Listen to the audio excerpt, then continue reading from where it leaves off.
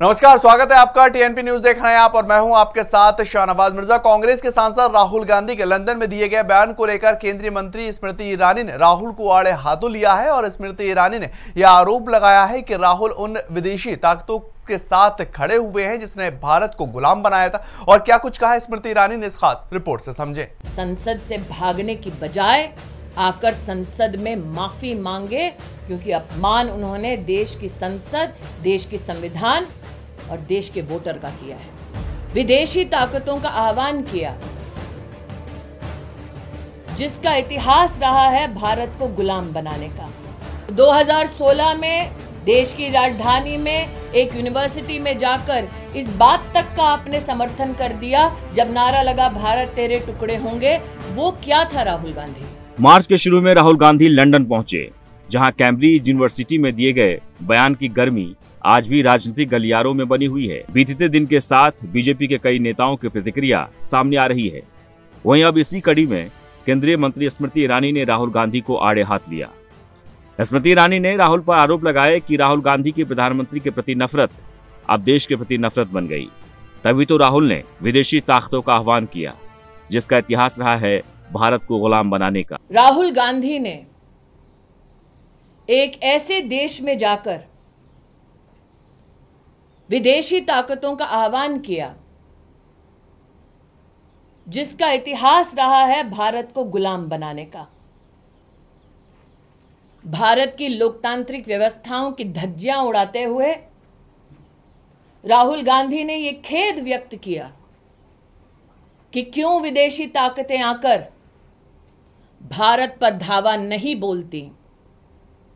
उनका द्वेष प्रधानमंत्री मोदी जी के लिए भारत के प्रति द्वेष में तब्दील हो चुका है। देशद्रोही नारे भारत तेरे टुकड़े होंगे का जिक्र करते हुए केंद्रीय मंत्री ने राहुल से पूछा कि अगर राहुल को भारत के किसी भी विश्वविद्यालय में बोलने का अधिकार नहीं है तो राहुल ने 2016 देशद्रोही नारे लगाने वाले विश्वविद्यालय का समर्थन किया था, वह क्या था? मैं आज राहुल गांधी से पूछना चाहती हूं, आपने जाकर विदेश में कहा कि आपको हिंदुस्तान की किसी यूनिवर्सिटी में बोलने का अधिकार नहीं, तो 2016 में देश की राजधानी में एक यूनिवर्सिटी में जाकर इस बात तक का आपने समर्थन कर दिया जब नारा लगा भारत तेरे टुकड़े होंगे। वो क्या था राहुल गांधी? अपनी यात्रा में आपने स्वीकार किया जम्मू में 1 महीने पहले कि भारत में शांति है, सौहार्द है। उनको एक ऐसा व्यक्ति नहीं मिला जिसने कहा हो कि उनके प्रति कटुता का भाव है। तो आप झूठ कब बोल रहे थे राहुल गांधी? लंदन में कि हिंदुस्तान में? स्मृति ईरानी के राहुल पर जुबानी हमले इतने पर ही नहीं रुके। उन्होंने आगे कहा कि राहुल गांधी ने विदेश जाकर देश और उसकी संस्थाओं को अपमानित करने का काम किया है।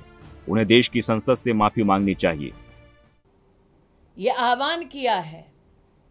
राहुल गांधी भूल गए हैं कि संसद पर पताका लहराता है भारत का झंडा, जिसके लिए लाखों ने कुर्बानी दी।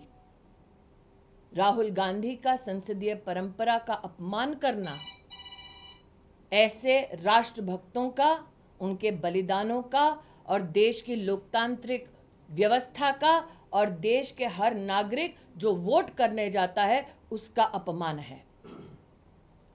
राजनीति में हार जीत राजनीतिक परंपराओं का हिस्सा है, लेकिन राष्ट्रनीति ये कहती है कि अपने राजनीतिक लाभ के लिए अपने पैरों तले देश की संसद को अगर रोधने का दुस्साहस करोगे तो देश जवाब मांगेगा, देश की संसद जवाब मांगेगी।